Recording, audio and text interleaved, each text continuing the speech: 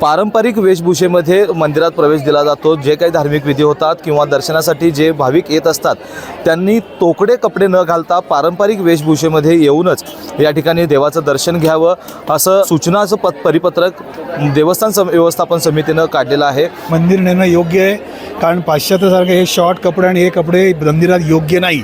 प्रत्येकाने पूर्ण कपडे, साडी किंवा ड्रेस व्यवस्थित घालून यावा, जेंट्स असो किंवा लेडीज असो। देवाचं पावित्र्य ठेवलंच पाहिजे। हे बरोबर केलेलं आहे, कारण हे सगळं आपल्या देशभरात व्हायला पाहिजे। कारण या जे आपण संस्कृती जपतोय ती इथंच नाही की बाहेर पण कळायला पाहिजे आपल्या लोकांना। आणि हे जे कुणी केलं आहे कार्य चांगलं केलं आहे। हे आपली एक वेशभूषा, ही आपली भारतीय वेशभूषा एक सगळी जगभरात करायला पाहिजे। देवाला येताना पूर्ण अंगभर कपडे आणि जो पारंपरिक आहे ना वेश घेतलेला खूपच छान, म्हणजे ते एक प्रसन्नता पण वाटते आणि बघणाऱ्यांचा दृष्टिकोन पण छान वाटते। समितीने जे पत्र काढलेलं आहे ते खरंच अतिशय योग्य आहे, कारण आपली जी परंपरा आहे ती सोहळं घालूनच देवाचं दर्शन घेतलं पाहिजे। म्हणजे मंदिराचं पावित्र्य हे राखलंच पाहिजे। शॉर्ट कपडे घालून किंवा म्हणजे मुलं मुली असे शॉर्ट कपडे घालतात ते अतिशय योग्य आहे। आपली जी परंपरा आहे ती परंपरा राखली पाहिजे आणि देवाचं पावित्र्य हे राखलंच पाहिजे।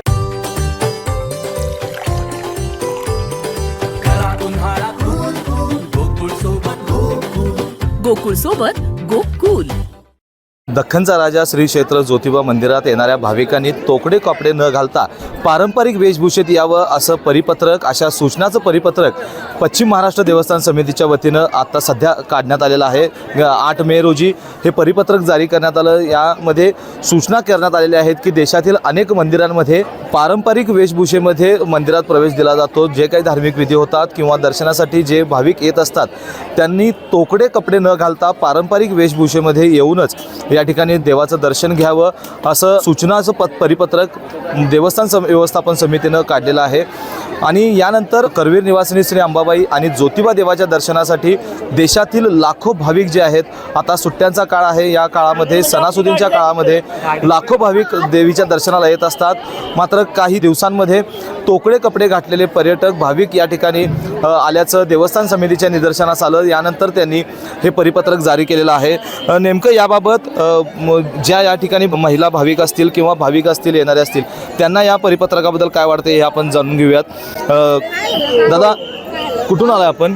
आम्ही मालवणवरनं, कोकणात। मालवणवरून आलाय? हो. नेहमी येता काय मंदिरामध्ये? हो, म्हणजे येत असतो आम्ही। आता खूप म्हणजे ॲक्च्युली खूप वर्षांनी आलो। दर्शन हो, दर्शन झालं, सगळं झालं। आता एक देवस्थान व्यवस्थापन समितीच्या वतीने एक परिपत्रक, सूचनांचं परिपत्रक आहे, ते प्रसिद्धीपत्रक जारी करण्यात आलेलं आहे की मंदिरामध्ये दर्शनासाठी येत असताना भाविकांनी पारंपरिक ज्या वेशभूषा आहेत त्या घालूनच या ठिकाणी दर्शनाला यावं। या सूचनांच्या प्रसिद्धीपत्रकावर आपल्या काय प्रतिक्रिया आहेत? नाही, चांगली गोष्ट आहे, असंच झालं पाहिजे ॲक्च्युली। आता ऊन आहे, सगळ्या कम्फर्ट झोन अनुसार आम्ही घालतो, पण ॲक्च्युली बघायला गेलं तर पारंपरिक कपड्यातच मंदिरात आलं पाहिजे, खरी गोष्ट आहे। काकू, तुम्ही काय सांगाल? मग साडी असेल, महिलांचं जे पारंपरिक वेशभूषा म्हटली जाते त्यामध्येच दर्शनाला यावं। अनेक जण जे तोकड्या कपड्यांमध्ये मंदिरात दर्शनासाठी येत असतात, काय आपली प्रतिक्रिया आहे? मला तर असं वाटतं की प्रत्येकाने म्हणजे साडी नेसलीच पाहिजे, कारण देवीच्या मंदिरात पण जातो तिथे म्हणजे हे असलंच पाहिजे की असे तोकडे कपडे घालणं वगैरे ते चुकीचं वाटतं। म्हणजे बाहेर तुम्ही जाताना कुठे रिसॉर्टला म्हणा इथे घालू शकता, म्हणजे ह्या ठिकाणी मंदिरात तरी तुम्ही पारंपरिक वेशभूषा परिधान करायला पाहिजे। नक्कीच। दादा, आपण कुठून आलात? पुण्याहून आलात। आता देवस्थान व्यवस्थापन समितीने एक प्रसिद्धीपत्रक सूचनांचं काढलेलं आहे की देशातील अनेक मंदिरांमध्ये परिपूर्ण कपडे, पारंपरिक कपडे नेसूनच भाविकांनी दर्शनाला यावं। त्याचप्रमाणे कोल्हापुरातील अंबाबाई मंदिर असेल किंवा ज्योतिबा मंदिर असेल, या ठिकाणी देखील तोकडे कपडे न घालता त्यांनी पारंपरिक वेशभूषेत यावं असं आवाहन त्यांनी केलेलं आहे।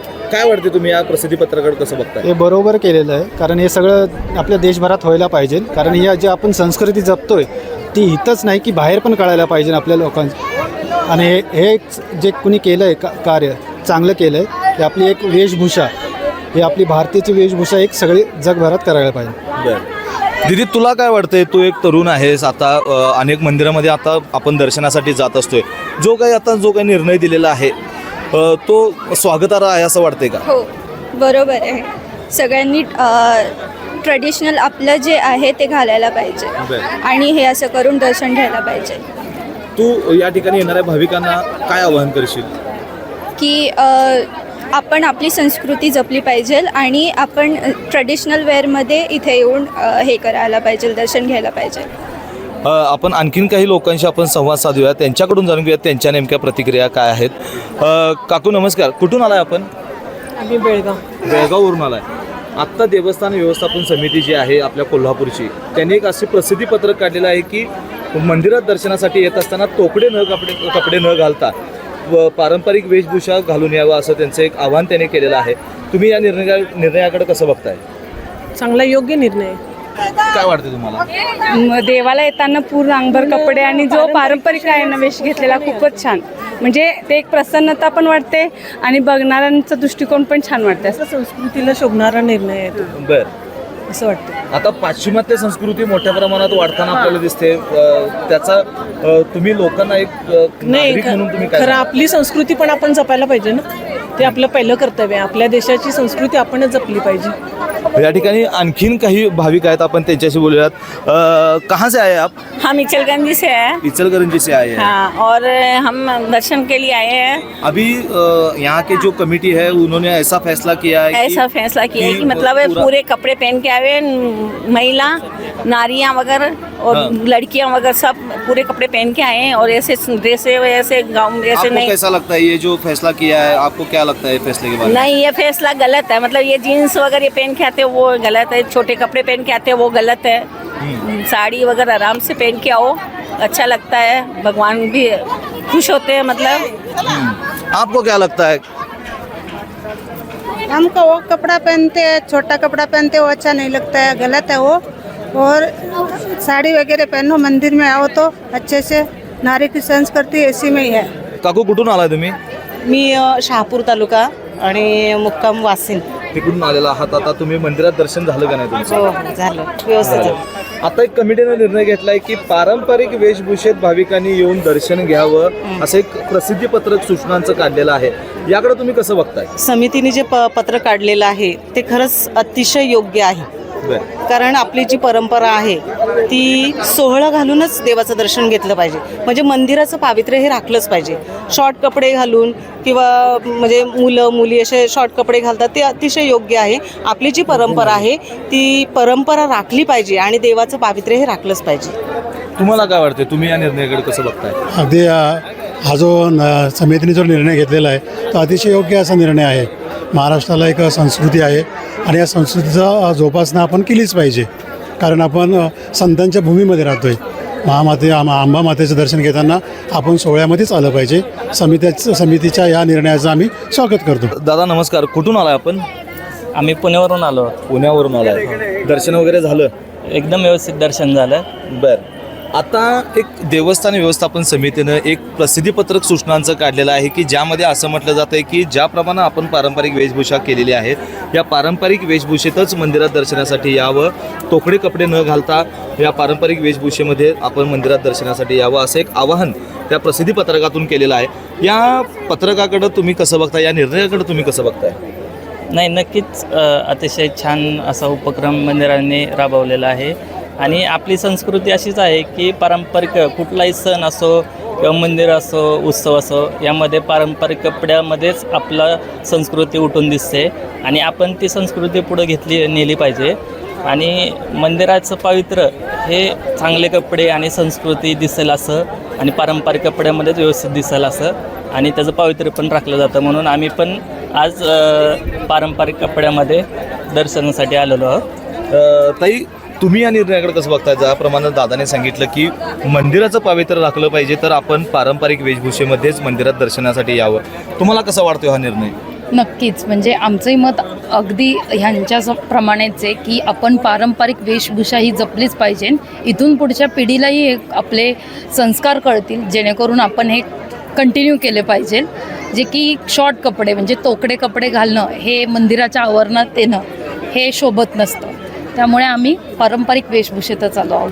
जो काय आता तुम्ही ऐकला असेल की निर्णय जो घेतलेला आहे वस्त्र संहिता ज्याला म्हटलं जातं बरोबर. की पारंपरिक वेशभूषेमध्येच देव मंदिरामध्ये दर्शनासाठी यायला पाहिजे.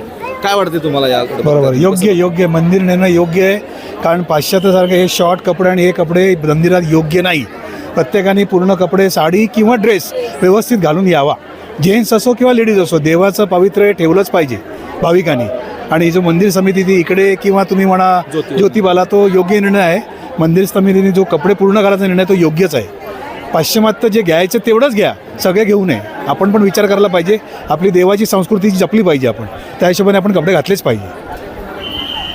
तर एकूणच आपण पाहिलं की पश्चिम महाराष्ट्र देवस्थान व्यवस्थापन समितीच्या वतीनं एक प्रसिद्धीपत्रक जारी करण्यात आलेलं आहे, ज्यामध्ये भाविकांना, येणाऱ्या भाविकांना सूचना करण्यात आलेल्या आहेत की या मंदिरामध्ये किंवा ज्योतिबा मंदिरामध्ये ज्या भाविकांनी दर्शनासाठी यायचं आहे त्यांनी पारंपरिक वेशभूषेत यावं, पाश्चिमात्य किंवा तोकडे कपडे न घालता मंदिरामध्ये दर्शनासाठी यावं आणि दर्शन पुरेपूर करावं असं आवाहन जे आहे ते या प्रसिद्धीपत्रकाच्या माध्यमातून करण्यात आलेलं आहे. देवीच्या दर्शनासाठी आलेल्या भाविकांशी ज्यावेळी आपण संवाद साधला त्यांनी आपल्याला हे निर्णय जो आहे तो अतिशय उत्तम आहे. मंदिराचं पावित्र्य असेल, दर्शन चांगलं, आणि या निमित्तानं आपण ज्या देवाचं दर्शन घेतोय तो देवही खुश होईल, अशा प्रकारच्या प्रतिक्रिया आपल्या राज्यातून आलेल्या भाविकांनी आपल्यासमोर व्यक्त केलेल्या आहेत. व्हिडिओ जर्नलिस्ट सचिन वारेकरसह मी सद्दाम अली, KK न्यूज कोल्हापूर. अशाच नवनवीन अपडेट पाहण्यासाठी आमच्या कोल्हापुरी कारभार म्हणजेच KK न्यूज चॅनेलला सबस्क्राईब करा.